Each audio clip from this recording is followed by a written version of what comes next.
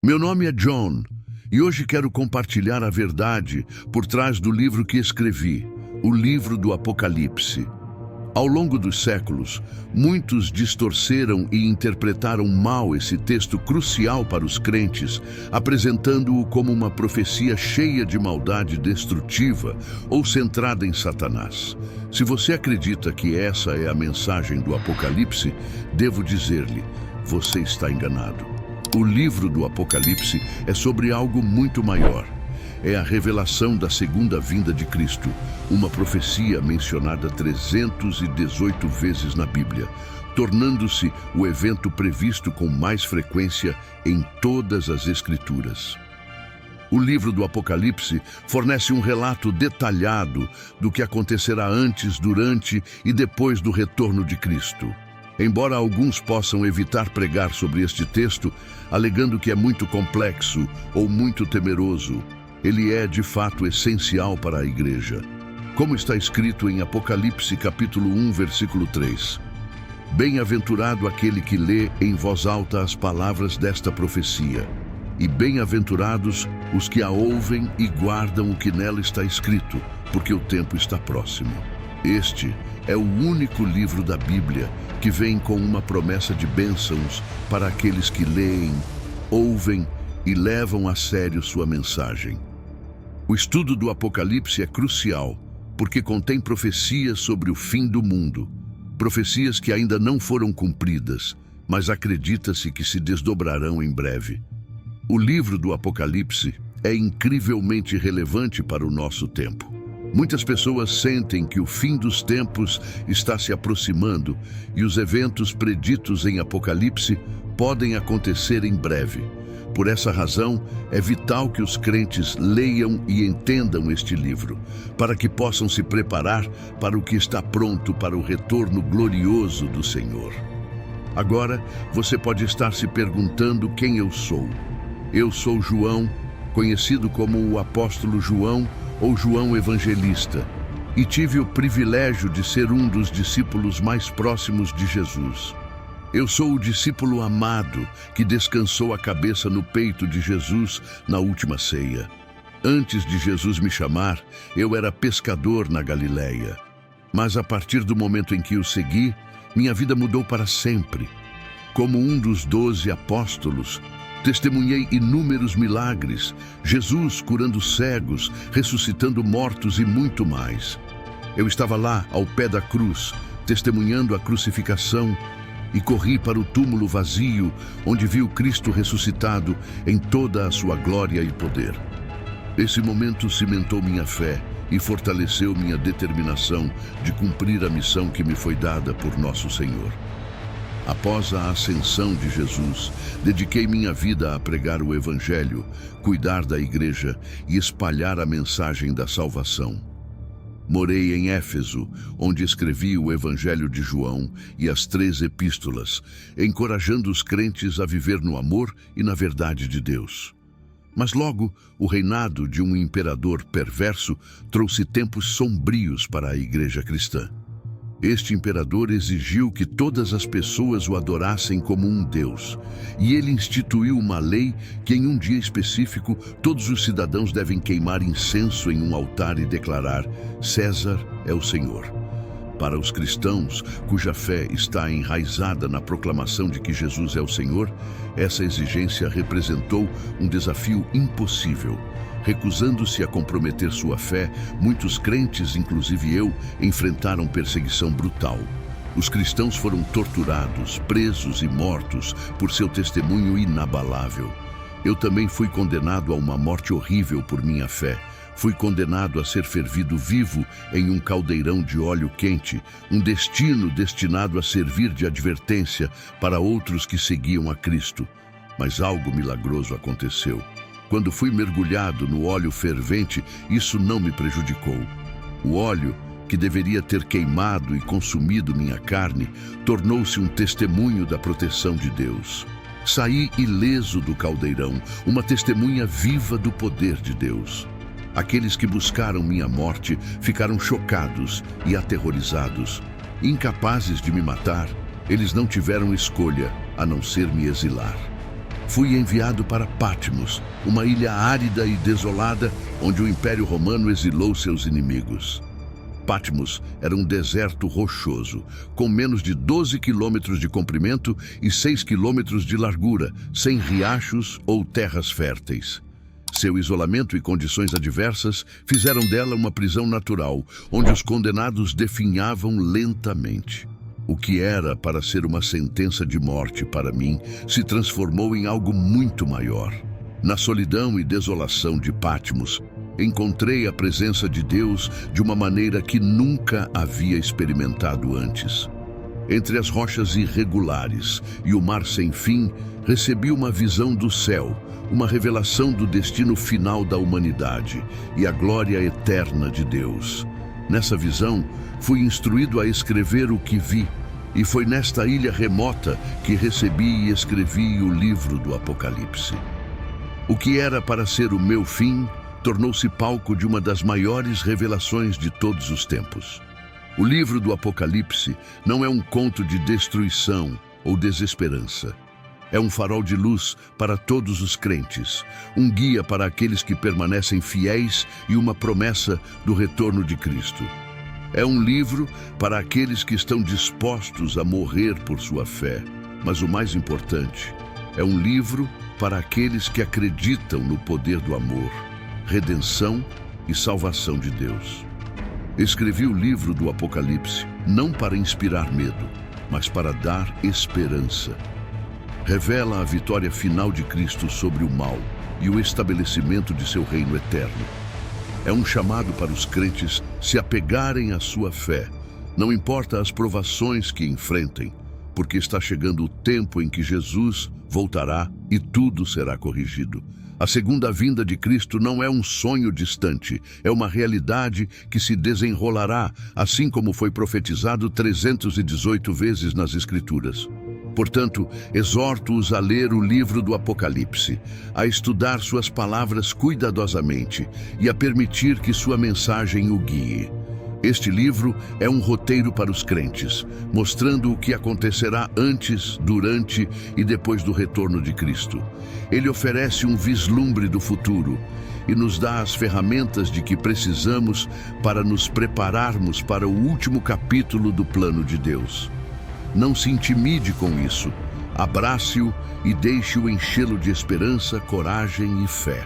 Assim como tive o privilégio de testemunhar a vida, morte e ressurreição de nosso Salvador, também tenho o privilégio de compartilhar com vocês a visão que me foi revelada em Patmos. A mensagem do Apocalipse é clara. Cristo retornará e sua vitória é certa. Que você seja abençoado ao ler, ouvir e levar a sério as palavras desta profecia. Inicialmente, entendeu-se que a palavra martírio significava simplesmente testemunha. No entanto, logo ficou claro que ser uma verdadeira testemunha de Jesus poderia levar ao sacrifício final, à vida de alguém. É por isso que, especialmente em lugares como a Itália, o significado do martírio mudou para significar aqueles que morrem por causa de sua fé inabalável em Jesus. O martírio tornou-se o auge da fé, um testemunho do compromisso final de uma pessoa com Cristo, simbolizando a necessidade de um guia, um farol de esperança e força em meio à perseguição e às trevas. Vamos agora mergulhar nas visões profundas que culminaram no livro do Apocalipse e descobrir a verdadeira mensagem por trás desses textos sagrados. Era o dia do Senhor quando eu estava em oração. Lembro-me da quietude pacífica, de uma serenidade profunda que só a presença de Deus pode trazer. Minha mente foi elevada a um estado de comunhão divina com Deus.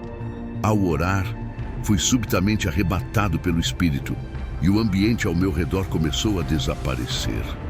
Naquele momento, encontrei-me no reino do céu, um lugar onde tudo era mais vívido e real do que qualquer coisa que eu já havia experimentado na terra. Enquanto eu estava maravilhado, ouvi uma voz poderosa atrás de mim, tão alta e dominante quanto uma trombeta.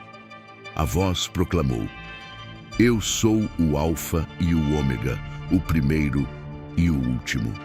Essa voz, com sua autoridade majestosa, transcendeu qualquer som terreno. Era uma voz que eu conhecia bem. Era a voz de Jesus Cristo. Meu coração batia forte no peito enquanto tentava compreender o que estava acontecendo. Virei-me para ver quem estava falando comigo, e diante de mim estava alguém que se parecia com o Filho do Homem. Ele estava vestido com um longo manto que chegava aos pés e usava uma faixa de ouro em volta do peito. Seu cabelo era branco como lã, branco como a neve, e seus olhos brilhavam como chamas de fogo. Seus pés brilhavam como bronze polido, refinado em uma fornalha, e sua voz ecoava como o rugido de muitas águas. Naquele momento entendi que estava na presença do Cristo glorificado, incorporando plenamente o poder e a majestade de Deus. Em sua mão direita, ele segurava 7 estrelas, e de sua boca saiu uma espada afiada de 2 gumes. As 7 estrelas simbolizavam os anjos das 7 igrejas, e a espada representava a poderosa e penetrante palavra de Deus. Vencido por sua santidade e magnificência, caí a seus pés como se estivesse morto. Ninguém pode estar na presença de tal glória divina sem ser completamente dominado. Mas em sua graça, Cristo estendeu sua mão direita e me tocou, levantando-me com conforto e segurança. Ele disse: "Não tenha medo. Eu sou o primeiro e o último.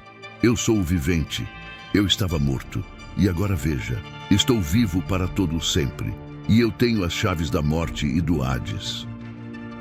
Enquanto eu estava prostrado diante da gloriosa presença de Cristo, sua voz me deu uma ordem clara e urgente. "Escreve num livro o que vês, e envia-o às 7 igrejas de Éfeso, Esmirna, Pérgamo, Tiatira, Sardes, Filadélfia e Laodiceia." Meu coração disparou quando percebi a magnitude da tarefa que me foi confiada. Palavra por palavra, visão após visão, eu deveria escrever tudo o que me foi revelado. A missão era de extrema importância. Eu deveria entregar a mensagem divina de Deus às igrejas para que pudessem entender sua vontade e serem encorajadas durante seu tempo de perseguição e provação. Cada visão, cada detalhe deveria ser escrito com precisão e fidelidade. A revelação que recebi foi diferente de qualquer outra mensagem na Bíblia. Veio a mim através de um processo divino único. O Pai deu a mensagem a Jesus, que então a deu a um anjo. O anjo, por sua vez, revelou-me e eu escrevi para que todos lessem e entendessem. Essa cadeia divina de comunicação destaca a sacralidade da mensagem. As visões contidas no livro do Apocalipse destinam-se a guiar e preparar a igreja para os desafios futuros, oferecendo esperança e direção em meio a um mundo cheio de incertezas. Ao refletir sobre esse encontro avassalador, eu sabia que as palavras que escrevi serviriam como uma tábua de salvação para os fiéis, oferecendo um vislumbre da vitória eterna de Cristo sobre todas as forças do mal. O livro do Apocalipse não é simplesmente um livro de advertências, é um livro de promessa, cheio da certeza de que não importa as provações que enfrentemos, Jesus é vitorioso e seu reino virá. Escrevi estas palavras para a igreja, para guiar e fortalecer os crentes enquanto aguardam o retorno de nosso Salvador. Em minha visão, fui levado ao céu, onde ouvi uma multidão de vozes e um coro cantando em perfeita harmonia. A natureza sobrenatural dessa experiência foi avassaladora e foi crucial para mim registrar cuidadosamente tudo o que vi e ouvi. A magnitude do que me foi revelado muitas vezes me encheu de admiração e até medo, tornando difícil manter o foco.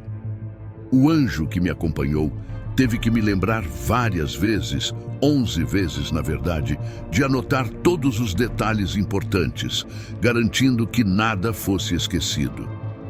Estes não eram apenas escritos comuns, eram cartas, mensagens endereçadas diretamente às 7 igrejas, cada uma carregando uma instrução divina. A primeira carta foi para o anjo da igreja em Esmirna, E a mensagem era clara: não tenha medo do que você está prestes a sofrer. Eu lhes digo, o diabo colocará alguns de vocês na prisão para testá-los, e vocês sofrerão perseguição por 10 dias. Seja fiel até a morte, e eu lhe darei a vida como sua coroa de vencedor. Esta mensagem era de perseverança e fé, prometendo vida eterna àqueles que permanecessem fiéis diante do sofrimento. A próxima carta foi para o anjo da igreja em Pérgamo. Eu sei onde você mora, onde Satanás tem seu trono. No entanto, você permanece fiel ao meu nome. No entanto, tenho algumas coisas contra vocês. Há alguns entre vocês que se apegam ao ensino de Balaão. Arrependa-se, portanto. Caso contrário, em breve irei a vocês e lutarei contra eles com a espada da minha boca. Esta foi uma advertência contra falsos ensinamentos e um chamado ao arrependimento, lembrando-os da espada, a poderosa palavra de Deus, que seria usada contra a desobediência. Então escrevi ao anjo da igreja em Tiatira: conheço suas obras, seu amor e fé, seu serviço e perseverança. No entanto, tenho isso contra você. Você tolera aquela mulher Jezabel, que se diz profetiza. Com seus ensinamentos, ela engana meus servos para a imoralidade sexual e para comer comida sacrificada a ídolos. Àquele que for vitorioso e fizer a minha vontade até o fim, darei autoridade sobre as nações. Esta mensagem foi tanto um elogio por seu amor e fé, quanto uma repreensão por tolerar falsos profetas como Jezabel, que levaram os crentes ao pecado. A mensagem para o anjo da igreja em Sardes era dura. Conheço as tuas obras. Você tem a reputação de estar vivo, mas está morto. Acordar, fortalece o que resta e está prestes a morrer, pois achei as tuas obras inacabadas aos olhos do meu Deus. Mas se não acordares, virei como um ladrão, e não saberás a que horas irei ter contigo. Este foi um chamado ao despertar espiritual, um aviso para reavivar sua fé antes que fosse tarde demais. Ao anjo da igreja em Filadélfia, escrevi: veja, coloquei diante de você uma porta aberta que ninguém pode fechar. Eu sei que você tem pouca força, mas guardou minha palavra e não negou meu nome. Visto que guardaste a minha ordem de perseverar pacientemente, também te guardarei da hora da provação que há de vir sobre o mundo inteiro para provar os habitantes da terra. Esta foi uma mensagem de encorajamento, reconhecendo sua fidelidade apesar de suas lutas e prometendo proteção contra provações futuras. Essas mensagens não eram apenas advertências, mas também promessas de esperança, guiando as igrejas em suas provações e lembrando-as da presença inabalável de Deus. As cartas que fui instruído a escrever foram cruciais para as igrejas, pois tinham como objetivo prepará-las, fortalecer sua fé e levá-las à vitória em meio à perseguição. Cada igreja tinha seus próprios desafios, mas por meio dessas mensagens divinas, Deus forneceu orientação, correção e garantia de seu plano final para elas. Em minha visão, escrevi ao anjo da igreja em Laodiceia: conheço as tuas obras, que não és frio nem quente. Eu gostaria que você fosse um ou outro. Então, porque você é morno, nem quente nem frio, estou prestes a cuspir você da minha boca. Portanto, seja sincero e arrependa-se. Essas mensagens às igrejas refletem o estado espiritual e moral das comunidades cristãs. Cristo elogia suas virtudes, mas denuncia suas deficiências, chamando-os ao arrependimento e à fidelidade. Cada carta contém uma promessa para aqueles que vencerem, enfatizando a importância da perseverança até o fim. Não muito tempo depois, fui novamente arrebatado pelo Espírito. Vi uma porta aberta no céu e a voz que ouvi primeiro, como uma trombeta, gritou: suba aqui e eu lhe mostrarei o que deve acontecer depois disso. Imediatamente eu estava no Espírito e vi um trono no céu com alguém sentado nele. A aparência daquele que estava no trono era radiante, como jaspe e cornalina. E ao redor do trono havia um arco-íris que brilhava como uma esmeralda. O trono simbolizava a absoluta majestade e soberania de Deus.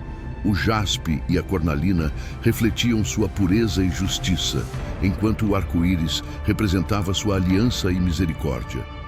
Ao redor do trono vi outros 24 tronos, e sentados neles estavam 24 anciãos, vestidos com vestes brancas com coroas de ouro na cabeça.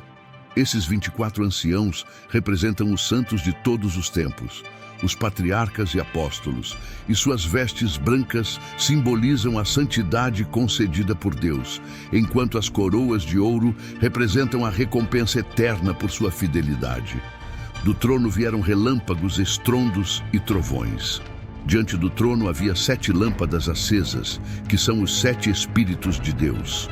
Na frente do trono havia um mar de vidro limpo.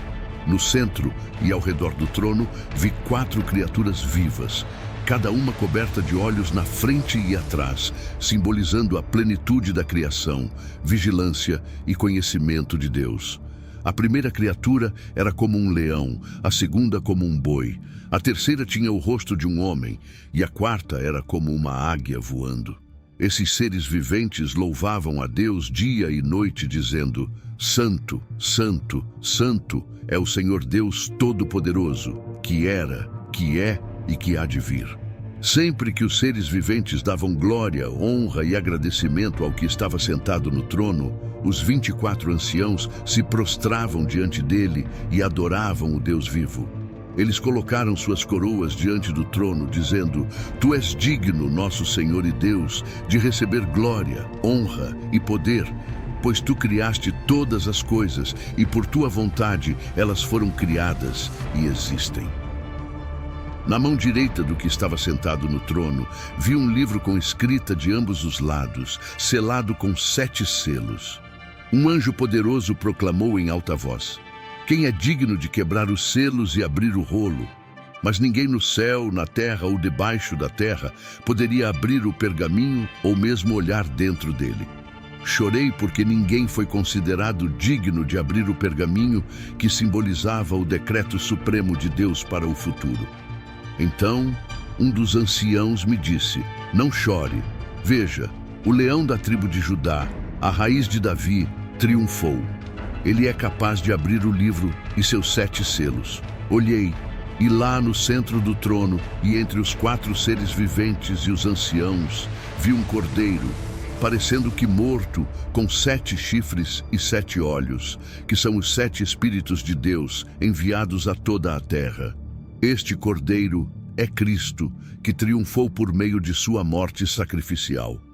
O cordeiro foi e tomou o livro da mão direita daquele que estava assentado no trono. Quando ele pegou o livro, os 4 seres viventes e os 24 anciãos prostraram-se diante do cordeiro. Cada um tinha uma harpa e segurava taças de ouro cheias de incenso, que são as orações dos santos. Eles cantaram uma nova canção, dizendo: Tu és digno de tomar o livro e abrir seus selos, porque foste morto, e com o teu sangue compraste para Deus pessoas de todas as tribos, línguas, povos e nações. Tu os fizeste um reino e sacerdotes para servirem ao nosso Deus, e eles reinarão na terra. Então ouvi as vozes de muitos anjos, em número de milhares e milhares, cercando o trono, os seres viventes e os anciãos. Em alta voz eles cantaram: Digno é o Cordeiro que foi morto de receber poder, riqueza, sabedoria, força, honra, glória e louvor. Ouvi também toda criatura no céu, na terra, debaixo da terra e no mar, e tudo o que neles há, dizendo: Aquele que está assentado no trono e ao Cordeiro, seja o louvor, a honra, a glória e o poder para todo o sempre.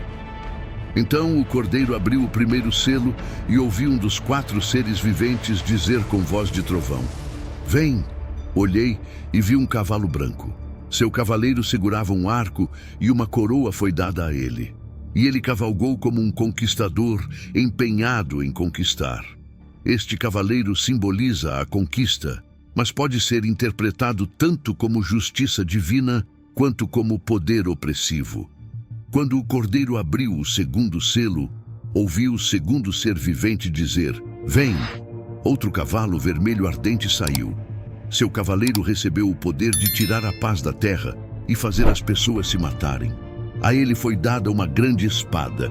Este cavaleiro simboliza guerra e derramamento de sangue. Quando o cordeiro abriu o terceiro selo, ouviu o terceiro ser vivente dizer: "Vem!" Olhei e vi um cavalo preto. Seu cavaleiro segurava uma balança na mão. Então ouvi o que parecia ser uma voz entre os 4 seres viventes dizendo: 2 libras de trigo para o salário de um dia, e 6 libras de cevada para o salário de um dia, e não danifiquem o azeite e o vinho. Este cavaleiro representa a fome e a escassez, com as escalas simbolizando o racionamento e o alto custo dos alimentos básicos. Quando o cordeiro abriu o 4º selo, ouvi a voz do 4º ser vivente dizer: "Vem!" Olhei e vi um cavalo pálido. Seu cavaleiro se chamava Morte, e Hades o seguia de perto. Eles receberam poder sobre 1/4 da terra para matar pela espada, fome, peste e pelas feras da terra. Este cavaleiro personifica a morte em várias formas, seguida por Hades, o reino dos mortos. Quando o cordeiro abriu o 5º selo, vi debaixo do altar as almas daqueles que haviam sido mortos por causa da palavra de Deus e do testemunho que haviam mantido. Eles clamaram em alta voz: "Até quando, soberano Senhor, santo e verdadeiro, até que julgues os habitantes da terra e vingues o nosso sangue?"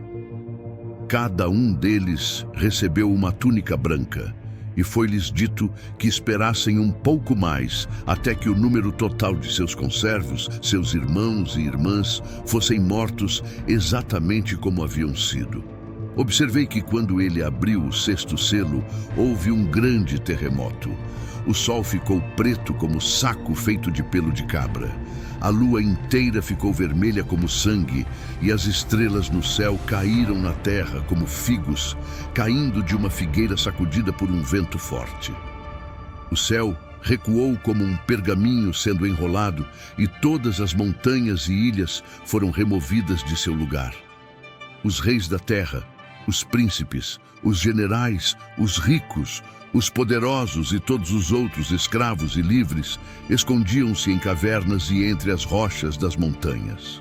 Eles clamaram aos montes e às rochas: "Caí sobre nós e escondei-nos da face daquele que está assentado no trono e da ira do Cordeiro. Pois é chegado o grande dia da sua ira, e quem pode resistir a ele?" Esses selos revelam o julgamento crescente de Deus sobre a terra. Os cavaleiros simbolizam fome, morte, guerra e conquista, mostrando como o pecado e a rebelião humanos levaram à destruição. Os mártires sob o altar representam a justiça de Deus e sua resposta à perseguição de seu povo. O 6º selo, com seus eventos catastróficos, anuncia o início do julgamento final, ressaltando que a própria criação tremerá sob a ira de Deus. Depois que o 6º selo foi aberto, fui levado novamente pelo Espírito para testemunhar eventos futuros. Vi 4 anjos de pé nos 4 cantos da terra, segurando os 4 ventos para evitar que qualquer vento soprasse na terra, no mar ou em qualquer árvore. Esses anjos foram encarregados de adiar a destruição até que os servos do Senhor fossem selados. Então, vi outro anjo subindo do leste, carregando o selo do Deus vivo. Ele clamou em alta voz aos 4 anjos que haviam recebido poder para prejudicar a terra e o mar, dizendo: "Não prejudiqueis a terra, o mar ou as árvores, até que ponhamos um selo na testa dos servos de nosso Deus." Então ouvi o número dos que foram selados: 144.000 de todas as tribos de Israel. Este número simboliza a plenitude dos cristãos judeus, representando integridade e perfeição, selados para serem protegidos por Deus durante os julgamentos que se seguiram. Depois vi uma vasta multidão, grande demais para contar, de todas as nações, tribos, povos e línguas, em pé diante do trono e diante do Cordeiro. Eles estavam vestidos com vestes brancas e seguravam palmas nas mãos, clamando em alta voz: a salvação pertence ao nosso Deus, que está assentado no trono, e ao Cordeiro.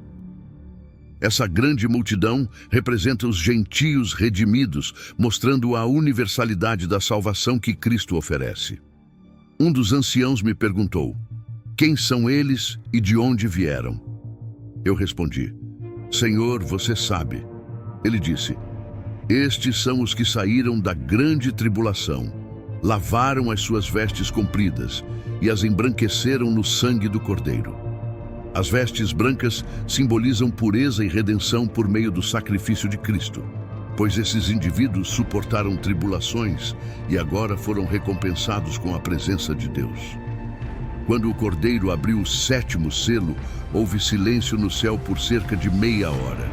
Esse silêncio solene significava a severidade dos julgamentos que estavam prestes a se desenrolar. Vi 7 anjos em pé diante do Senhor, e 7 trombetas lhes foram dadas. Outro anjo veio e ficou no altar, segurando um incensário de ouro. Ele recebeu muito incenso para oferecer, junto com as orações de todos os santos, no altar de ouro diante do trono. A fumaça do incenso, juntamente com as orações dos santos, subiu da mão do anjo diante de Deus. Este incenso simbolizava as orações dos santos, mostrando que nossas orações são preciosas e vão diretamente diante do Senhor, bem diante de seu trono. Então o anjo pegou o incensário, encheu-o de fogo do altar e o lançou na terra. Vieram trovões, estrondos, relâmpagos e um terremoto. Os 7 anjos se prepararam para tocar suas trombetas, sinalizando o início de julgamentos catastróficos. O primeiro anjo tocou sua trombeta, e granizo e fogo misturados com sangue foram lançados sobre a terra. 1/3 da terra foi queimado, 1/3 das árvores foi queimado, e toda a grama verde foi queimada. Esse julgamento que devastou a vegetação lembrou as pragas no Egito e mostrou o poder de Deus sobre a natureza. O segundo anjo tocou sua trombeta e algo como uma enorme montanha, toda em chamas, foi lançada ao mar. 1/3 do mar se transformou em sangue, 1/3 dos seres vivos do mar morreu e 1/3 dos navios foram destruídos. Esse julgamento afetou os oceanos, causando devastação generalizada. O terceiro anjo tocou a sua trombeta e uma grande estrela, resplandecente como uma tocha, caiu do céu sobre 1/3 dos rios e sobre as fontes de água. O nome da estrela é Absinto. 1/3 das águas ficou amargo e muitas pessoas morreram por causa das águas porque se tornaram amargas. A estrela e a amargura das águas simbolizam a contaminação e a deterioração da água doce, um recurso vital. O quarto anjo tocou a sua trombeta e 1/3 do sol, 1/3 da lua e 1/3 das estrelas foram atingidos, tornando 1/3 deles escuro. 1/3 do dia estava sem luz e 1/3 da noite também. Esse julgamento afetou as fontes de luz, trazendo caos e trevas à terra.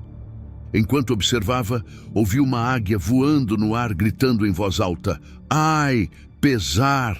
Ai dos habitantes da terra, por causa dos toques de trombeta que estavam prestes a soar pelos outros 3 anjos." Este anúncio alertou que os próximos julgamentos seriam ainda mais duros. O quinto anjo tocou sua trombeta e eu vi uma estrela que havia caído do céu para a terra. A estrela recebeu a chave do eixo do abismo. Quando ele abriu o abismo, a fumaça subiu dele como a fumaça de uma fornalha gigantesca. O sol e o céu estavam escurecidos pela fumaça do abismo. Esta estrela caída representa um anjo, possivelmente Satanás, a quem foi dado o poder de libertar forças demoníacas do abismo. Da fumaça, gafanhotos desceram à terra e receberam poder como o dos escorpiões.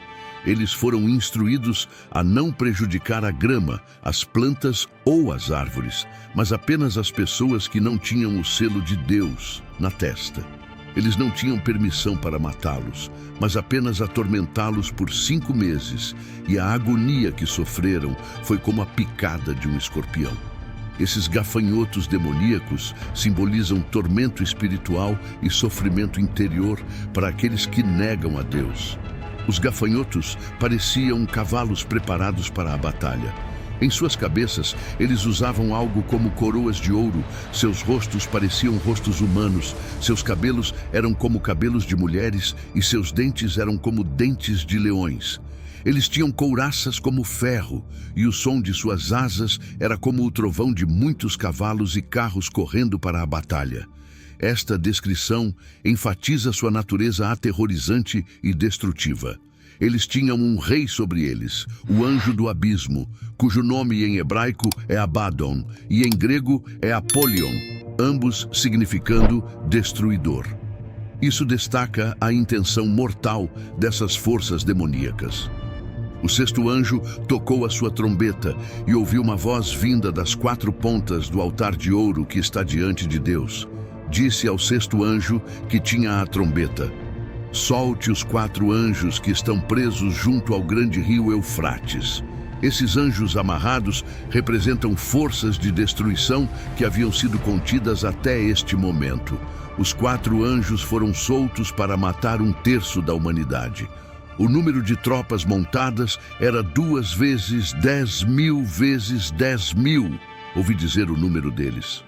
Este enorme exército simboliza uma grande invasão de forças demoníacas contra a humanidade. Os cavalos e cavaleiros que vi em minha visão pareciam aterrorizantes. Suas couraças eram vermelho fogo, azul escuro e amarelo enxofre. As cabeças dos cavalos eram como as cabeças dos leões, e de suas bocas saíam fogo, fumaça e enxofre. 1/3 da humanidade foi morto por essas 3 pragas: o fogo, a fumaça e o enxofre que saíam de suas bocas. Essas pragas simbolizam o julgamento e a ira de Deus sobre a terra, trazendo destruição em massa. No entanto, apesar dessa devastação, o resto da humanidade, aqueles que não foram mortos por essas pragas, ainda se recusaram a se arrepender das obras de suas mãos.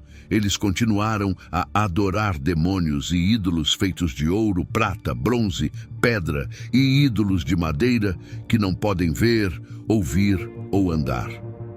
Eles não se arrependeram de seus assassinatos, suas feitiçarias, sua imoralidade sexual ou seus roubos. A recusa das pessoas remanescentes em se arrepender, mesmo depois de tais julgamentos, demonstra a teimosia do coração humano. Esses julgamentos de trombeta revelam não apenas a severidade da justiça de Deus, mas também a dureza da humanidade diante dela. Os gafanhotos demoníacos e o exército de cavaleiros ilustram a realidade do julgamento que aguarda os ímpios, tanto espiritual quanto fisicamente. No entanto, esses julgamentos também servem como um chamado final ao arrependimento, a tentativa final de Deus de trazer a humanidade de volta a Ele antes do fim final. Antes de continuar com a próxima parte da minha visão, se este estudo ajudar você a entender o significado do livro do Apocalipse, por favor, dê um like neste vídeo.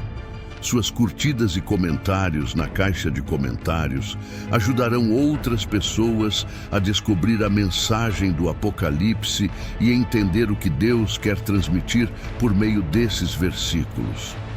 Obrigado por seu apoio neste estudo bíblico.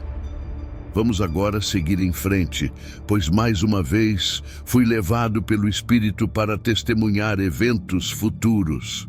Desta vez, vi outro anjo poderoso descendo do céu, envolto em uma nuvem com um arco-íris acima de sua cabeça. Seu rosto era como o sol, e suas pernas eram como colunas de fogo. Este anjo refletia a majestade e o poder divino de Deus, com elementos representando sua presença divina. Em sua mão, o anjo segurava um pequeno pergaminho, aberto. Ele plantou o pé direito no mar e o pé esquerdo na terra, e deu um grito alto como o rugido de um leão. Quando ele gritou, as vozes dos 7 trovões falaram. O pequeno pergaminho simboliza uma revelação específica de Deus, e a postura do anjo com um pé no mar e o outro na terra significa sua autoridade sobre toda a criação. Enquanto os 7 trovões falavam, eu estava prestes a escrever o que eles diziam, mas ouvi uma voz do céu dizer: "Sele o que os 7 trovões disseram e não escreva." Esse mandamento nos lembra que existem mistérios divinos que ainda não foram revelados à humanidade, enfatizando a soberania de Deus sobre todo o conhecimento. Então, o anjo que via em pé sobre o mar e sobre a terra levantou a mão direita para o céu e jurou por aquele que vive para todo o sempre, que criou os céus e tudo o que neles há, a terra e tudo o que nela há, e o mar e tudo o que nele há. Ele declarou: "Não haverá mais demora, mas nos dias em que o 7º anjo estiver prestes a tocar sua trombeta, o mistério de Deus se cumprirá, assim como ele anunciou a seus servos, os profetas." A voz que eu tinha ouvido do céu falou comigo novamente, dizendo: "Vá, pegue o livro que está aberto na mão do anjo que está em pé sobre o mar e sobre a terra." Então fui até o anjo e pedi que ele me desse o pequeno pergaminho. Ele me disse: "Pegue e coma, vai azedar seu estômago, mas na sua boca será doce como mel." Essa ação simbólica de comer o pergaminho representa receber e internalizar a mensagem divina. A doçura na boca representa a alegria de receber a palavra de Deus, mas a acidez no estômago representa a amargura do conteúdo da mensagem, que traz julgamento e tribulação ao mundo. Peguei o pequeno livro da mão do anjo e o comi. Tinha um gosto doce como mel na minha boca, mas quando eu o comi, meu estômago ficou azedo. Isso simboliza a dualidade da revelação de Deus. Doce e agradável de receber, mas amarga quando seus julgamentos e cumprimento são realizados. Depois de comê-lo, disseram-me: "Você deve profetizar novamente sobre muitos povos, nações, línguas e reis." Isso reafirmou minha missão de proclamar a verdade divina a todas as nações. Recebi então uma vara de medir e fui instruído a medir o templo de Deus, o altar e os adoradores. No entanto, disseram-me para não medir o átrio externo, pois havia sido dado aos gentios que pisariam na Cidade Santa por 42 meses. Este ato de medir simboliza a proteção e preservação dos fiéis, enquanto a exclusão do pátio externo representa a perseguição e as provações que o povo de Deus enfrentaria nas mãos dos gentios. Então me disseram que Deus nomearia suas 2 testemunhas, e elas profetizariam por 1260 dias, vestidas de saco. Essas 2 testemunhas são descritas como 2 oliveiras e 2 candelabros, em pé diante do Senhor da terra. As testemunhas simbolizam a presença e o testemunho duradouros de Deus na terra, representando a lei e os profetas ou a igreja em sua missão profética. Se alguém tentar prejudicar essas testemunhas, fogo sairá de suas bocas e devorará seus inimigos. É assim que qualquer um que procure prejudicá-los será morto. Eles também recebem o poder de fechar o céu para que não chova durante o tempo em que estão profetizando. E eles têm autoridade para transformar as águas em sangue e ferir a terra com todo tipo de praga, quantas vezes desejarem. Esses poderes refletem a autoridade divina dada às testemunhas para realizar a vontade de Deus, semelhante à autoridade dada aos profetas da antiguidade, como Moisés e Elias. Seu papel é continuar proclamando a mensagem de Deus, apesar da oposição, simbolizando a natureza inabalável e poderosa da palavra de Deus. Esses poderes lembram Moisés e Elias, destacando a autoridade divina concedida às testemunhas. Depois que eles completaram seu testemunho, a besta que subiu do abismo os atacou, os dominou e os matou. Seus corpos jaziam na praça pública da grande cidade, figurativamente chamada Sodoma e Egito, onde também seu Senhor foi crucificado. Por 3 dias e meio, pessoas de todas as tribos, línguas e nações olharam para seus corpos e recusaram-lhes o enterro. Mas depois de 3 dias e meio, o sopro de vida de Deus entrou neles, e eles ficaram de pé, e o terror atingiu aqueles que os viram. Então, o 7º anjo tocou a sua trombeta, e grandes vozes no céu disseram: o reino do mundo tornou-se o reino de nosso Senhor e do seu Messias, e ele reinará para todo o sempre. Os 24 anciãos, sentados em seus tronos diante de Deus, prostraram-se com o rosto em terra e adoraram, dizendo: graças te damos, Senhor Deus Todo-Poderoso, que é e que era, porque assumiste o teu grande poder e começaste a reinar. O templo no céu foi aberto, e dentro de seu templo foi vista a arca de sua aliança. Houve relâmpagos, estrondos, trovões, um terremoto e uma forte tempestade de granizo. Isso simboliza a presença direta de Deus e a aliança eterna com seu povo, culminando no julgamento final. Depois disso, um grande sinal apareceu no céu: uma mulher vestida de sol, com a lua debaixo dos pés e uma coroa de 12 estrelas na cabeça. Ela estava grávida e chorou de parto quando estava prestes a dar à luz. Esta mulher simboliza tanto o povo de Deus, Israel, quanto a igreja que gerou o Messias. Então outro sinal apareceu: um grande dragão vermelho com 7 cabeças, 10 chifres e 7 coroas em suas cabeças.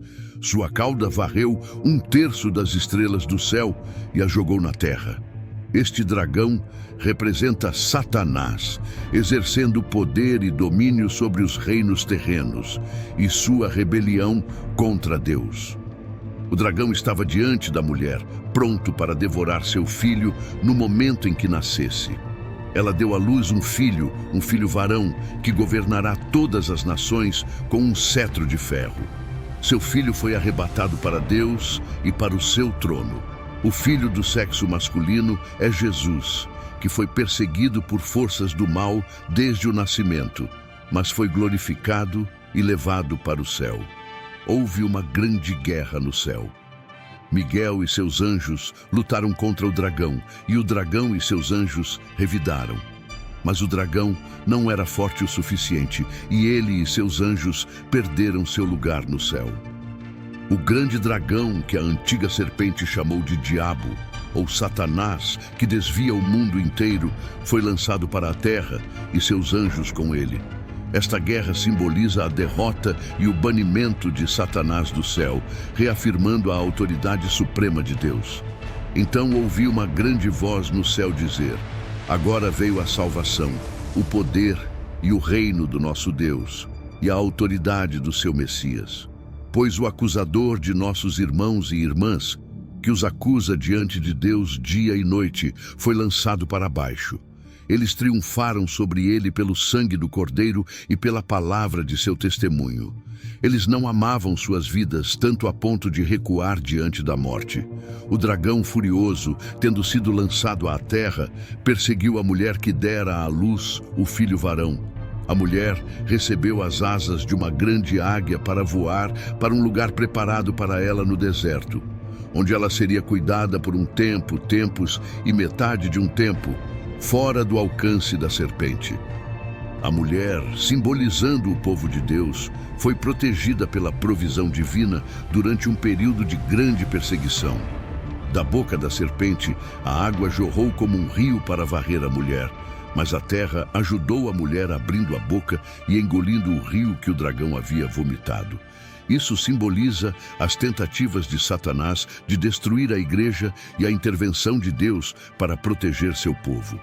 O dragão, enfurecido, saiu para travar guerra contra o resto de sua descendência, aqueles que guardam os mandamentos de Deus e se apegam ao testemunho de Jesus. Essa batalha espiritual contínua ilustra o conflito entre as forças do mal e os fiéis crentes leais a Deus. Os capítulos 10, 11 e 12 de Apocalipse revelam a luta contínua entre o bem e o mal, mostrando a soberania e a fidelidade de Deus ao seu povo. O anjo poderoso, com o pequeno livro, nos lembra da dualidade da revelação divina, doce de receber, mas amarga em seu cumprimento. As duas testemunhas simbolizam a presença e o testemunho constantes de Deus na terra, enquanto a visão da mulher e do dragão destaca a batalha espiritual, a proteção de Deus e a vitória final de Cristo. Essas visões nos exortam a permanecer firmes em nossa fé, confiando na soberania de Deus e perseverando nas tribulações, sabendo que nossa redenção está próxima e que a vitória de nosso Senhor é certa e eterna. Depois de testemunhar essas revelações incríveis, acreditei ter experimentado todas as emoções possíveis, mas o que vi a seguir me encheu de terror e medo. Testemunhei as forças do mal desencadeadas na terra e a resistência dos fiéis sob a soberania de Deus. Essas visões se desdobrariam nos capítulos 13, 14 e 15 do livro do Apocalipse, revelando a intensa luta entre o bem e o mal, a fidelidade dos santos e o julgamento final de Deus. Nesses capítulos, vi a besta do mar e o monstro da terra, representando poderes políticos e religiosos opressivos sob a influência de Satanás. A marca da besta tornou-se um símbolo de lealdade ao mal, em contraste com a marca de Deus nos fiéis. Vamos começar com a visão da besta. Eu vi uma besta saindo do mar. Tinha 10 chifres e 7 cabeças, com 10 coroas em seus chifres, e em cada cabeça havia um nome blasfemo. A besta que vi parecia um leopardo, mas tinha pés como os de um urso e uma boca como a de um leão. O dragão, Satanás, deu à besta seu poder, trono e imensa autoridade. Esta besta representa uma força política, uma coalizão de reinos trabalhando sob a influência de Satanás para oprimir e enganar o mundo. Uma das cabeças da besta parecia ter sofrido um ferimento fatal, mas o ferimento foi curado. O mundo inteiro ficou surpreso e seguiu a besta. As pessoas adoravam o dragão porque ele havia dado autoridade à besta, e também adoravam a besta, dizendo: quem é semelhante à besta? Quem pode travar guerra contra isso?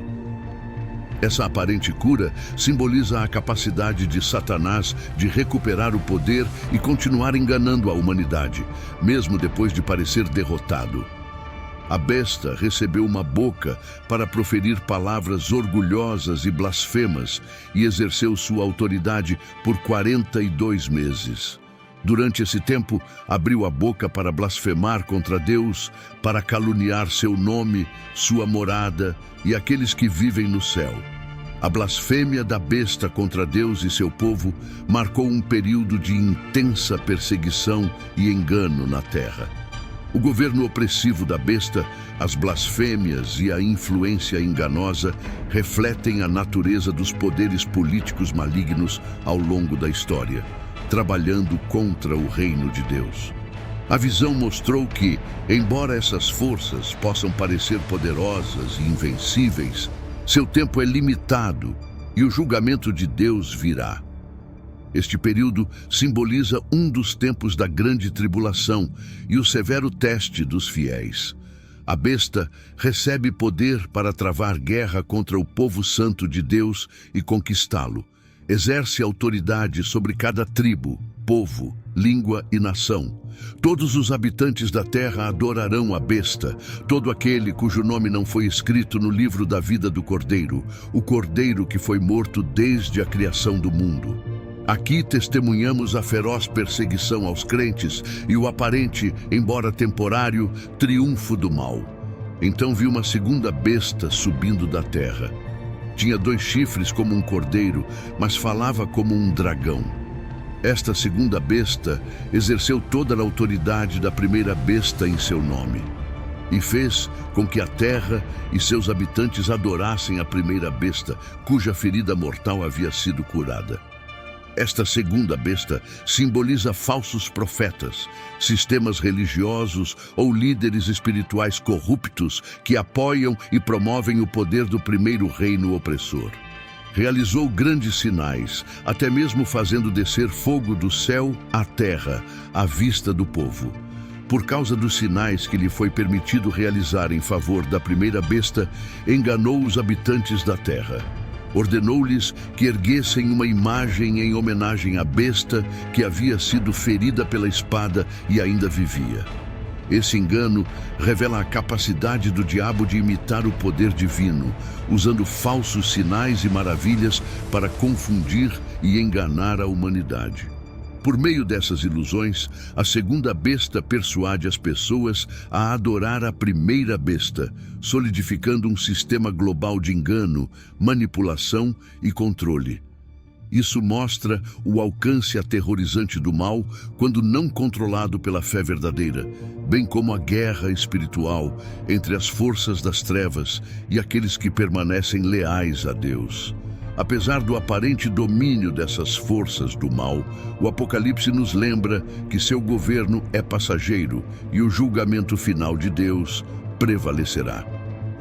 A segunda besta foi capacitada para dar fôlego à imagem da primeira besta para que a estátua pudesse falar e causar a morte de qualquer um que se recusasse a adorá-la. Também forçou todas as pessoas, grandes e pequenas, ricas e pobres, livres e escravas, a receber uma marca na mão direita ou na testa. Sem essa marca, que é o nome da besta ou o número de seu nome, ninguém poderia comprar ou vender. Esta marca simboliza lealdade e submissão ao poder maligno da besta, em oposição direta à marca de Deus colocada na testa dos crentes. Aqui está um apelo à sabedoria. Aquele que tem discernimento, calcule o número da besta, pois é o número de um homem. Seu número é 666. Este número, 666, simboliza a imperfeição e a humanidade em um estado caído, contrastando fortemente com a perfeição divina simbolizada pelo número 7. A marca da besta representa o alinhamento com o mal e os sistemas corruptos do mundo, um forte contraste com a pureza do povo escolhido de Deus. Então olhei, e diante de mim estava o Cordeiro, em pé no Monte Sião, e com ele 144.000 pessoas que tinham seu nome e o nome de seu pai escrito em suas testas. Ouvi um som do céu como o rugido de águas impetuosas e como um forte trovão. O som que ouvi era como o de arpistas tocando suas harpas, e eles cantaram uma nova canção diante do trono, os 4 seres viventes e os anciãos. Ninguém poderia aprender a música, exceto os 144.000 que haviam sido redimidos da terra. Essa visão simboliza os fiéis que suportaram provações e permaneceram leais a Deus. Esses 144.000 são os que não se contaminaram com mulheres, pois permaneceram virgens. Eles seguem o Cordeiro aonde quer que ele vá. Eles foram comprados dentre a humanidade e oferecidos como primícias a Deus e ao Cordeiro. Nenhuma mentira foi encontrada em suas bocas. Eles são irrepreensíveis. Esta imagem dos 144.000 representa a pureza, lealdade e dedicação dos fiéis que foram redimidos e são vitoriosos com o Cordeiro. Seu compromisso com Deus é inabalável e eles servem como exemplo da recompensa final para aqueles que permanecem firmes em sua fé, apesar das provações e tentações do mundo. Esses santos simbolizam a verdadeira devoção e santidade exigidas diante da presença do Senhor. Então vi outro anjo voando no ar, levando o evangelho eterno para pregar aos que vivem na terra, a todas as nações, tribos, línguas e povos. Ele proclamou em alta voz: temei a Deus e dai-lhe glória, porque é chegada a hora do seu juízo. Adore aquele que fez os céus, a terra, o mar e as fontes das águas. Este primeiro anjo proclama o evangelho eterno, chamando a humanidade a se arrepender e adorar o verdadeiro Deus. O segundo anjo seguiu e declarou: caída, caída é Babilônia, a grande, que fez todas as nações beberem o vinho enlouquecedor dos seus adultérios. Este anúncio da queda da Babilônia simboliza a corrupção moral e espiritual do mundo voltando-se contra Deus.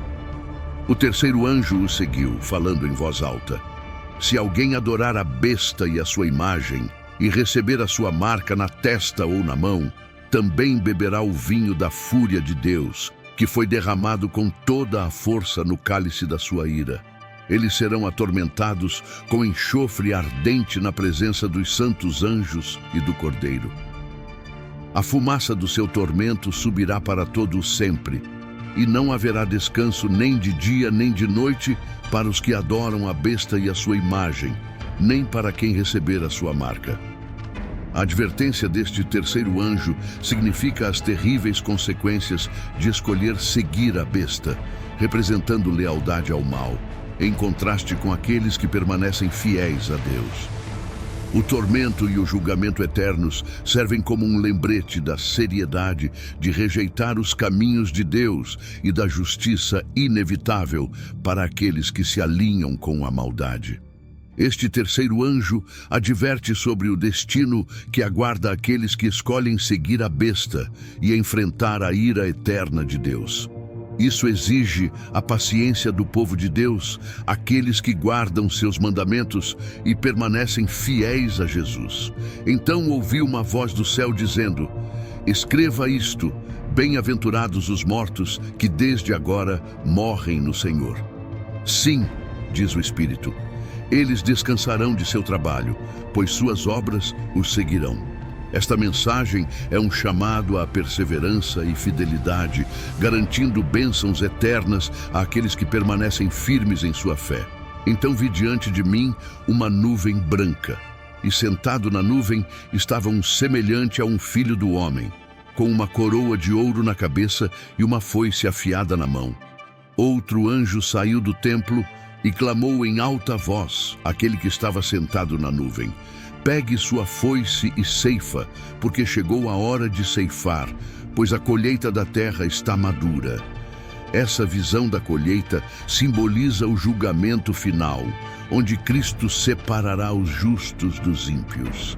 Aquele que estava sentado na nuvem balançou sua foice sobre a terra, e a terra foi colhida. Então outro anjo saiu do templo no céu, e ele também tinha uma foice afiada. Ainda outro anjo, encarregado do fogo, saiu do altar e clamou em alta voz àquele que tinha a foice afiada: pegue sua foice afiada e colha os cachos de uvas da videira da terra, porque suas uvas estão maduras. O anjo balançou sua foice na terra, colheu suas uvas e as jogou no grande lagar da ira de Deus. Este ato de reunião simboliza a coleta dos ímpios, aguardando o julgamento e a ira de Deus. Eles foram pisoteados no lagar fora da cidade, e o sangue fluiu da prensa, subindo tão alto quanto as rédeas dos cavalos, por uma distância de 1.600 estádios. Esta imagem gráfica enfatiza a severidade do julgamento divino e castigo sobre os ímpios. Em seguida, vi no céu outro grande e maravilhoso sinal: 7 anjos com as 7 últimas pragas, porque com eles a ira de Deus se completa. Esses anjos representam o juízo final e completo de Deus sobre a terra. Também vi o que parecia ser um mar de vidro brilhando com fogo, e ao lado do mar estavam aqueles que haviam triunfado sobre a besta, sua imagem e o número de seu nome. Eles seguravam harpas que lhes foram dadas por Deus e cantavam o cântico de Moisés, servo de Deus, e do Cordeiro. Grandes e maravilhosas são as tuas obras, Senhor Deus Todo-Poderoso. Justos e verdadeiros são os teus caminhos, Rei das Nações. Quem não te temerá, Senhor, e não glorificará o teu nome?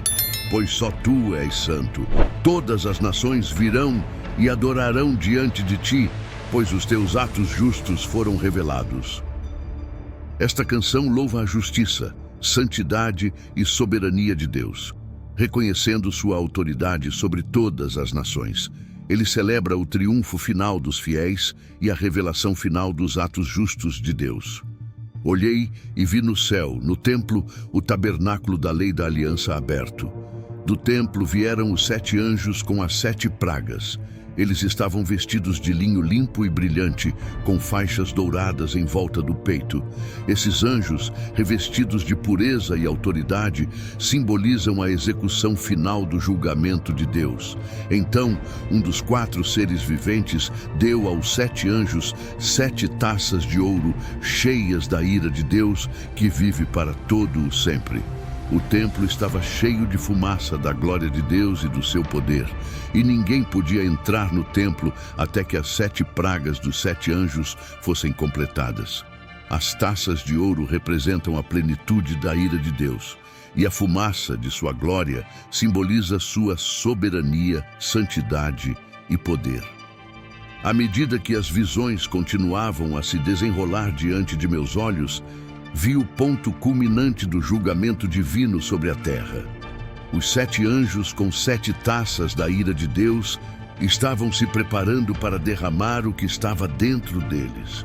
O primeiro anjo foi e derramou sua tigela sobre a terra, e feridas dolorosas e purulentas irromperam sobre o povo que tinha a marca da besta e adorava sua imagem.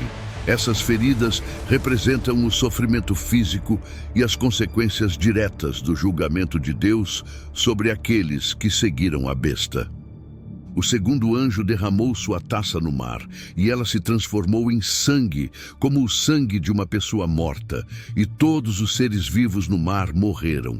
Este julgamento, uma reminiscência das pragas no Egito, simboliza a destruição total e a morte da vida marinha, significando o julgamento abrangente de Deus sobre a criação. O terceiro anjo derramou sua tigela nos rios e fontes de água, e eles se tornaram sangue. Então ouvi o anjo encarregado das águas dizer: Tu és justo nestes juízos, ó Santo, que é e que era. Pois eles derramaram o sangue do teu povo santo e dos teus profetas, e tu lhes deste sangue para beber como eles merecem. Este julgamento representa o castigo divino pelo derramamento do sangue dos justos e do povo de Deus. O quarto anjo derramou sua tigela sobre o sol, e o sol foi permitido queimar as pessoas com fogo. Eles foram cauterizados pelo calor intenso e amaldiçoaram o nome de Deus, que tinha controle sobre essas pragas, mas se recusaram a se arrepender e glorificá-lo. Este julgamento simboliza o intenso sofrimento da humanidade e sua persistente rebelião contra Deus, recusando-se a se voltar para Ele mesmo em sua aflição. O quinto anjo derramou sua taça sobre o trono da besta, e seu reino foi mergulhado nas trevas. As pessoas roíam a língua em agonia. Este julgamento simboliza a confusão, o sofrimento e o total desamparo dentro do reino do mal, demonstrando a incapacidade da besta de resistir ao poder de Deus. O sexto anjo derramou sua tigela sobre o grande rio Eufrates, e sua água secou para preparar o caminho para os reis do Oriente. Este ato simboliza a preparação para a batalha final, abrindo caminho para os exércitos marcharem em direção à destruição destinada. Então eu vi 3 espíritos impuros que pareciam sapos. Eles saíram da boca do dragão, da besta e do falso profeta. Esses espíritos semelhantes a sapos são forças demoníacas enviadas para enganar e reunir os governantes do mundo para o confronto final contra Deus. Eles são uma representação do engano profano, levando a humanidade à batalha final do julgamento. Monstros emergiram da boca de falsos profetas, e eles são espíritos malignos, realizando sinais para enganar. Esses espíritos vão aos reis do mundo para reuni-los para a batalha no grande dia do Deus Todo-Poderoso. Esses espíritos malignos simbolizam a propaganda enganosa do diabo, levando as nações ao conflito final. Eles reúnem os reis em um lugar chamado Armagedon, que simboliza o confronto final entre as forças do bem e do mal. O sétimo anjo então derramou sua taça no ar, e do templo veio uma grande voz do trono, dizendo: Está consumado. Trovões, relâmpagos e um grande terremoto se seguiram a um terremoto tão grande que nada parecido jamais ocorrera desde que a humanidade apareceu na Terra. O terremoto foi catastrófico, simbolizando o julgamento final e total de Deus. A grande cidade foi dividida em 3 partes, e as cidades das nações desmoronaram. Deus se lembrou de Babilônia, a grande, e deu-lhe o cálice cheio do vinho de sua ira. Babilônia representa o auge de todos os pecados e corrupção da humanidade. Todas as ilhas fugiram e as montanhas não puderam ser encontradas. Do céu, enormes pedras de granizo, cada uma pesando cerca de 100 libras, caíram sobre as pessoas, e elas amaldiçoaram a Deus por causa da praga do granizo, porque a praga era muito severa. Essa tempestade de granizo simboliza a severidade do julgamento final e a rebelião persistente da humanidade, mesmo diante do castigo divino. Então, um dos 7 anjos com as 7 taças veio e me disse: Venha, eu lhe mostrarei o castigo da grande prostituta, que está sentada junto a muitas águas. A grande prostituta representa a corrupção e a falsa religião que seduz as nações. O anjo me levou em espírito para o deserto, onde vi uma mulher sentada em uma besta escarlate, coberta de nomes blasfemos, e tinha 7 cabeças e 10 chifres. A mulher estava vestida de púrpura e escarlate e brilhava com ouro, pedras preciosas e pérolas. Ela segurava uma taça de ouro na mão, cheia de coisas abomináveis e da imundície de seus adultérios. O nome escrito em sua testa era: A Mulher e a Besta simbolizam a aliança entre poderes religiosos corruptos e forças políticas malignas. Vi que a mulher estava embriagada com o sangue do povo santo de Deus, o sangue daqueles que davam testemunho de Jesus. Quando a vi, fiquei muito surpreso. Então o anjo me disse: Por que você está surpreso? Vou explicar-vos o mistério da mulher e da besta que ela monta, que tem 7 cabeças e 10 chifres.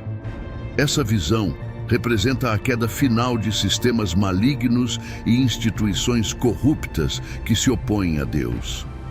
A aliança entre a mulher e a besta reflete a união poderosa, mas condenada, da religião falsa e das forças políticas opressivas. Apesar de sua influência temporária, eles estão destinados à destruição em face do julgamento justo de Deus.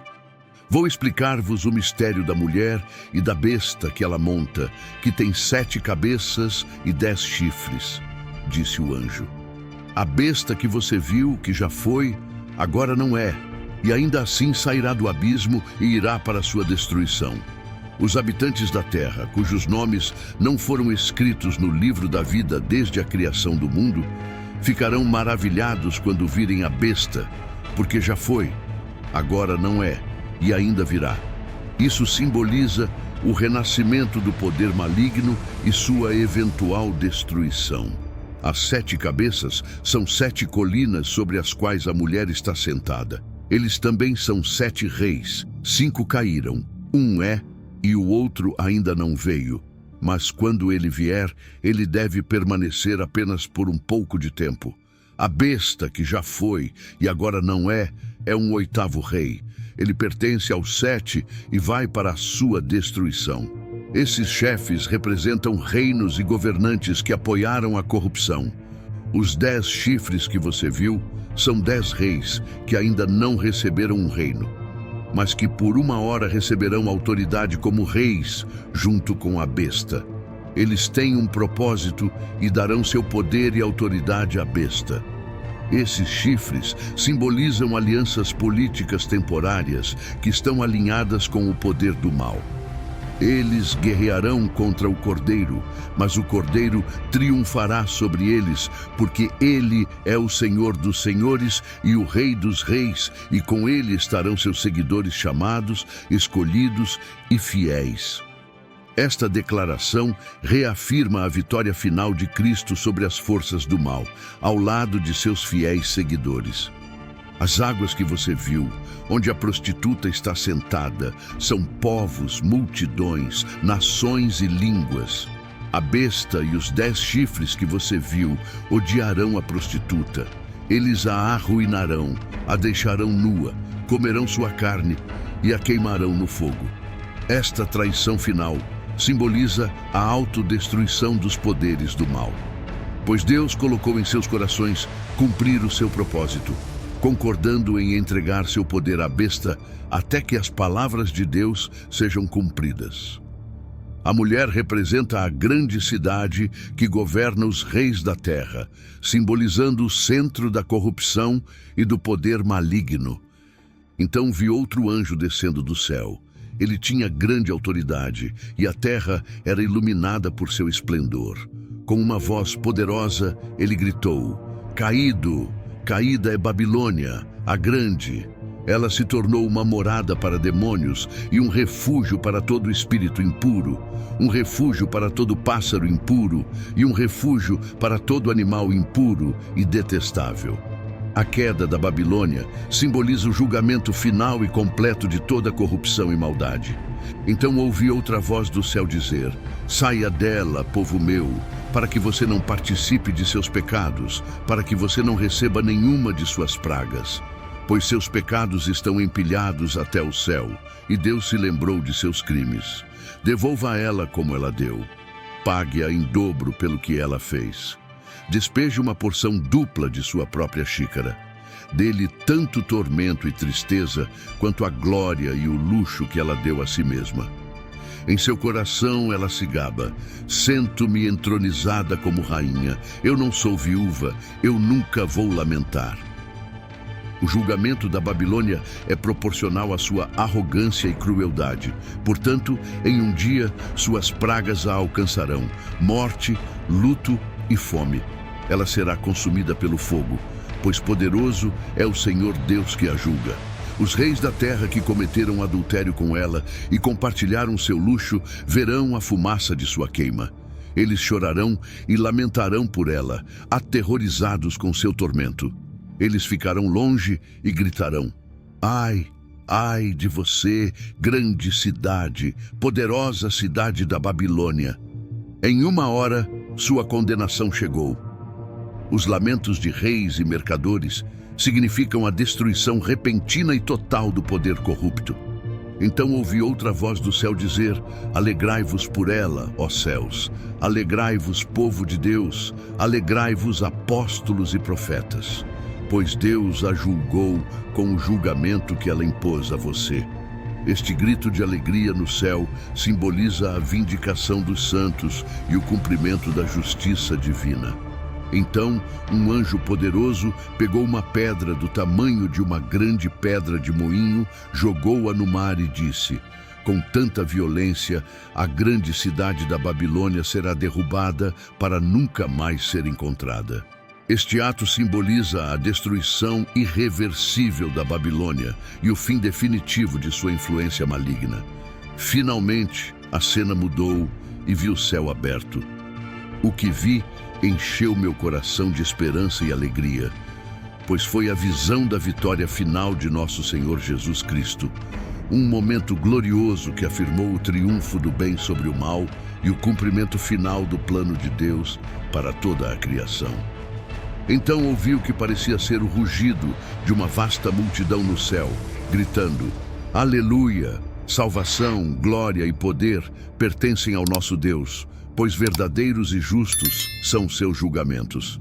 Ele condenou a grande prostituta que corrompeu a terra por seus adultérios e vingou dela o sangue de seus servos.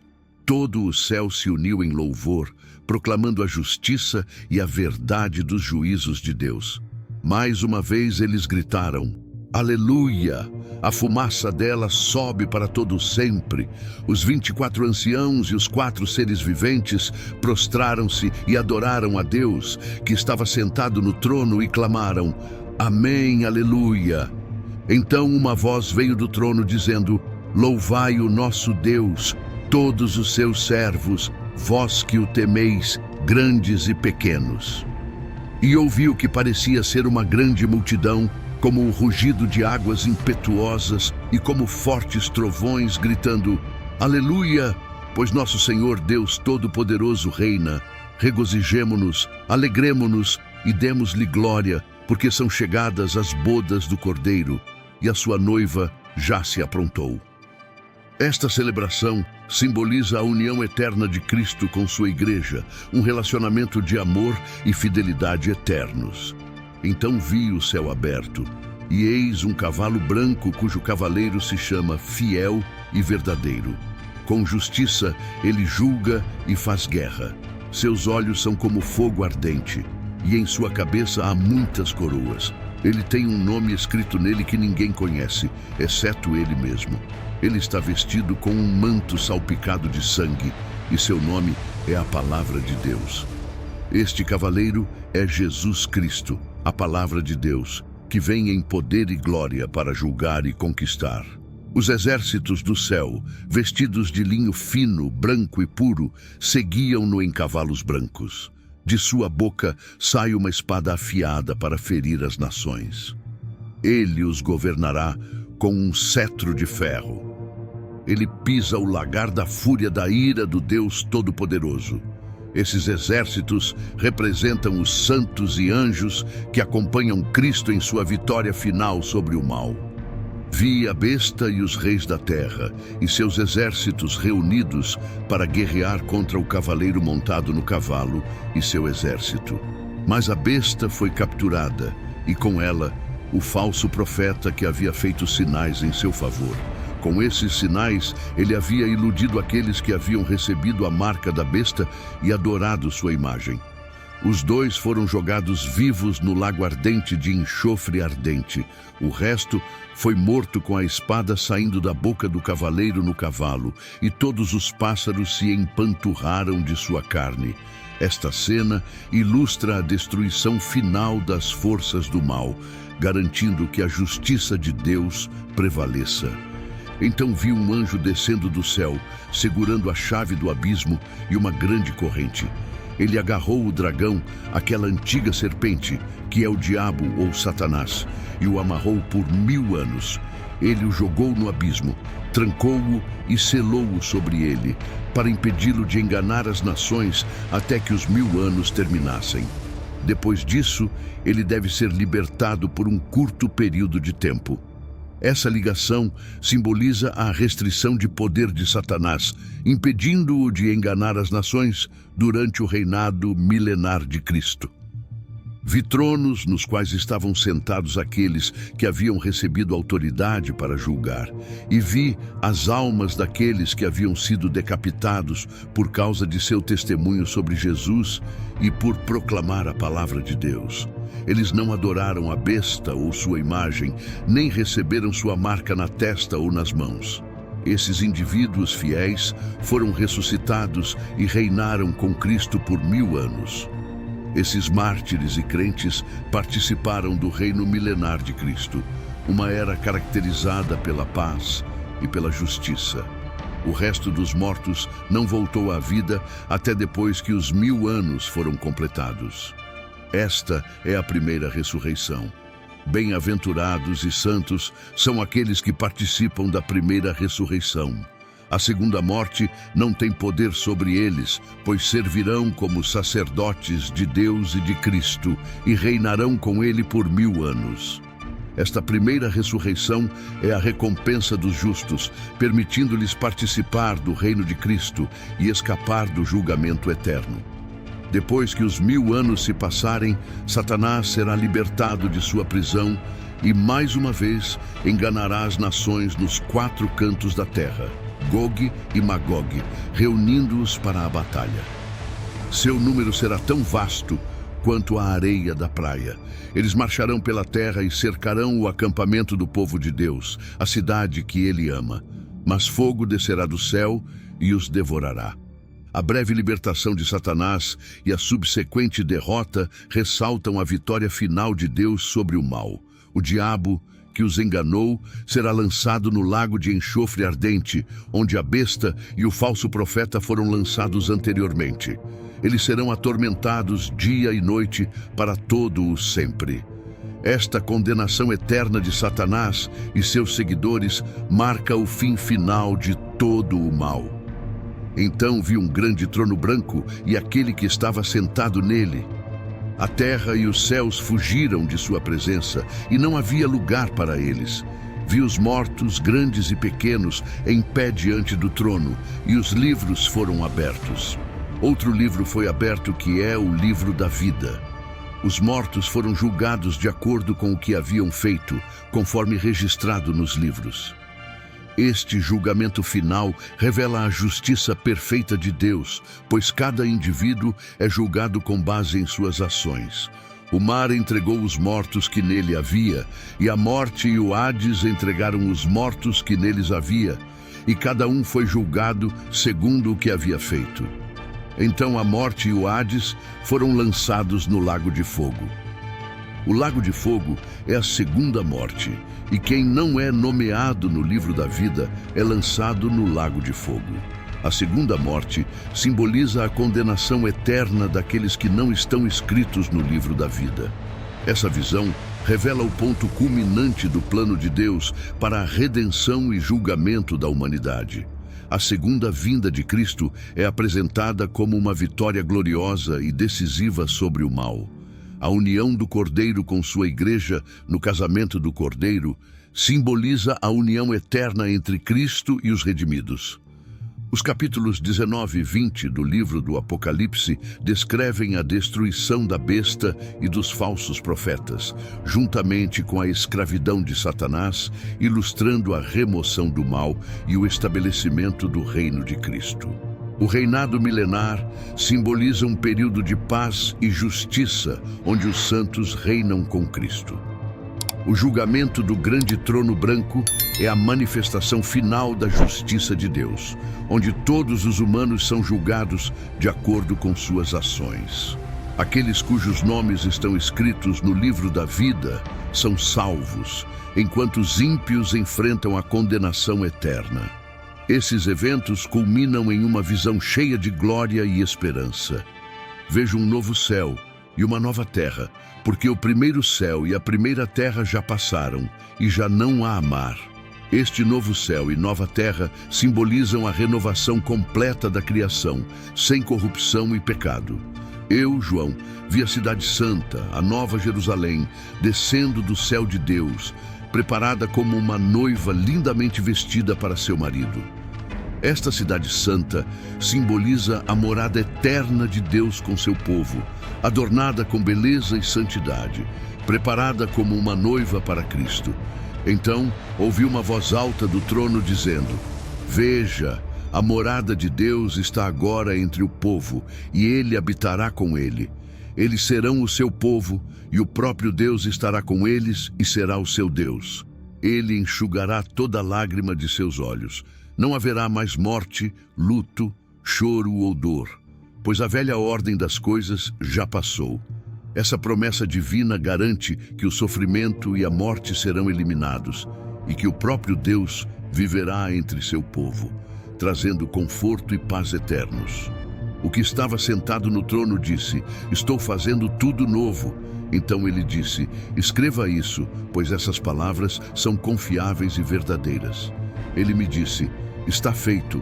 Eu sou o Alfa e o Ômega, o princípio e o fim. Aos sedentos darei água de graça da fonte da água da vida. Aqueles que forem vitoriosos herdarão tudo isso, e eu serei o seu Deus, e eles serão meus filhos. Essa promessa de vida eterna e herança divina é reservada para aqueles que perseveram na fé. No entanto, os covardes, incrédulos, assassinos, sexualmente imorais, aqueles que praticam artes mágicas, idólatras e todos os mentirosos serão enviados para o lago ardente de enxofre ardente. Esta é a segunda morte. Esse julgamento final garante que aqueles que teimosamente cometem o mal serão removidos das bênçãos eternas do reino de Deus. Um dos 7 anjos que encheram as 7 taças com as últimas 7 pragas veio e me disse: Vem, eu te mostrarei a noiva, a esposa do Cordeiro. Ele me levou em espírito a uma grande e alta montanha e me mostrou a cidade santa, Jerusalém, descendo de Deus. brilhava com a glória de Deus, e seu brilho era como o de uma joia muito preciosa, como jaspe, clara como cristal. A cidade tinha um grande muro alto com 12 portas, e nas portas 12 anjos. Nas portas estavam escritos os nomes das 12 tribos de Israel. Esses portões e alicerces simbolizam a plenitude do povo de Deus, tanto da antiga quanto da nova aliança. O anjo que falou comigo tinha uma vara de medir de ouro para medir a cidade, seus portões e seus muros. A cidade estava disposta como um quadrado, desde que fosse larga. Ele mediu a cidade com a vara e descobriu que tinha 12.000 estádios de comprimento, largura e altura. A perfeição das dimensões da cidade simboliza a perfeição do reino de Deus. O muro era feito de jaspe, e a cidade era de ouro puro, puro como vidro. Os alicerces das muralhas da cidade foram decorados com todo tipo de pedra preciosa.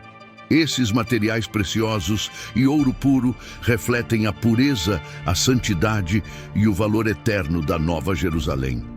Eu não vi um templo na cidade, porque o Senhor Deus Todo-Poderoso e o Cordeiro são o seu templo. A cidade não precisa do sol ou da lua para brilhar sobre ela, pois a glória de Deus lhe dá luz, e o Cordeiro é sua lâmpada. As nações andarão pela sua luz, e os reis da terra trarão seu esplendor para ela. Em nenhum dia seus portões serão fechados, pois não haverá noite lá. A glória e a honra das nações serão trazidas para ele. Nada impuro jamais entrará nele, nem ninguém que faz o que é vergonhoso ou enganoso, mas apenas aqueles cujos nomes estão escritos no livro da vida do Cordeiro. Os portões abertos simbolizam o acesso permanente e as boas-vindas aos redimidos, enquanto a exclusão da impureza garante a pureza eterna da cidade. Então, o anjo me mostrou o rio da água da vida, claro como cristal, fluindo do trono de Deus e do Cordeiro no meio da grande rua da cidade. De cada lado do rio estava a árvore da vida, que dava 12 safras de frutos, dando seus frutos todos os meses. As folhas da árvore são para a cura das nações. O rio da vida e a árvore da vida simbolizam a vida eterna e a cura que vem da presença do Senhor. Não haverá mais maldição. O trono de Deus e do Cordeiro estará na cidade, e seus servos o servirão. Eles verão sua face, e seu nome estará em suas testas. Não haverá mais noite. Eles não precisarão da luz de uma lâmpada nem da luz do sol, pois o Senhor Deus lhes dará luz, e eles reinarão para todo o sempre. A ausência da maldição e a presença do trono de Deus indicam a restauração completa e a comunhão eterna com Deus. O anjo me disse: estas palavras são confiáveis e verdadeiras. O Senhor, o Deus que inspira os profetas, enviou seu anjo para mostrar a seus servos as coisas que em breve devem acontecer. Olha, estou chegando em breve. Bem-aventurado aquele que guarda as palavras da profecia escritas neste rolo. Essa confirmação reafirma a verdade e a urgência das profecias reveladas. Eu, João, sou aquele que ouviu e viu essas coisas. Quando os ouvi e vi, prostrei-me para adorar aos pés do anjo que os mostrava a mim. Mas ele me disse: não faça isso.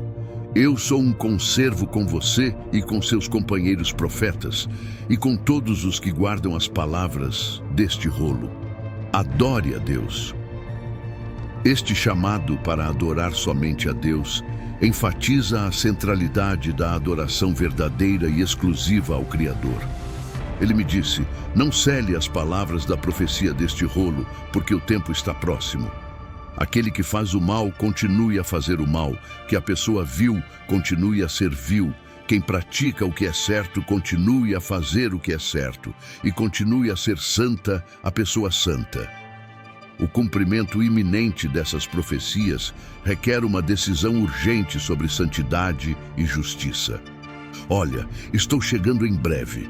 Minha recompensa está comigo e darei a cada um de acordo com o que fizeram. Eu sou o Alfa e o Ômega, o primeiro e o último, o princípio e o fim. A promessa de Cristo de voltar com sua recompensa destaca a justiça divina e a esperança dos bem-aventurados. Bem-aventurados os que lavam as suas vestes para que tenham direito à árvore da vida e possam passar pelas portas da cidade. Do lado de fora estão os cães, os que praticam artes mágicas, os imorais, os assassinos, os idólatras e todos os que amam e praticam a falsidade. A ênfase na pureza através do sangue do Cordeiro nos lembra da necessidade de santidade para entrar na Nova Jerusalém. Eu, Jesus, enviei meu anjo para dar-lhe este testemunho para as igrejas. Eu sou a raiz e a descendência de Davi, e a resplandecente estrela da manhã. O Espírito e a noiva dizem, vem, e quem ouve diga, vem. Venha quem tem sede e quem quiser receba o dom gratuito da água da vida. Jesus reafirma sua identidade como o Messias e estende um convite aberto para que todos recebam a vida eterna. Advirto a todos que ouvem as palavras da profecia deste rolo. Se alguém lhes acrescentar alguma coisa, Deus acrescentará a essa pessoa as pragas descritas neste rolo. E se alguém tirar palavras deste rolo de profecia, Deus tirará dessa pessoa qualquer participação na árvore da vida e na cidade santa, que são descritas neste rolo. Este aviso final garante a integridade da mensagem profética. Aquele que testifica essas coisas diz, sim, venho em breve. Amém. Vem, Senhor Jesus. A graça do Senhor Jesus esteja com o povo de Deus. Amém. Os capítulos 21 e 22 do livro do Apocalipse revelam o ponto culminante do glorioso plano de Deus. Um novo céu e uma nova terra são criados, e a nova Jerusalém desce, onde Deus habita com seu povo.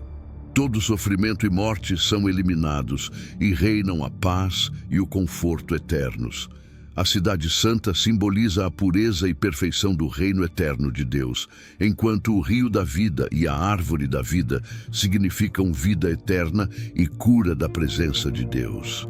Esses capítulos nos chamam a viver em santidade, antecipando ansiosamente a segunda vinda de Cristo e a vitória final de Deus. À luz das profundas revelações do livro do Apocalipse, somos lembrados da justiça e do amor eternos de Deus. Ele promete que todo sofrimento, lágrimas e morte passarão, e que Ele virá a nós em glória para trazer paz eterna. Abramos o coração ao convite de Jesus e perseveremos na fé, esperando que um dia vejamos o seu rosto, aquele que traz a redenção e a vida eterna. Que a graça e a paz de Deus estejam com todos nós, protegendo-nos e guiando-nos através das provações deste mundo, para que possamos caminhar para sempre na luz de seu amor e paz.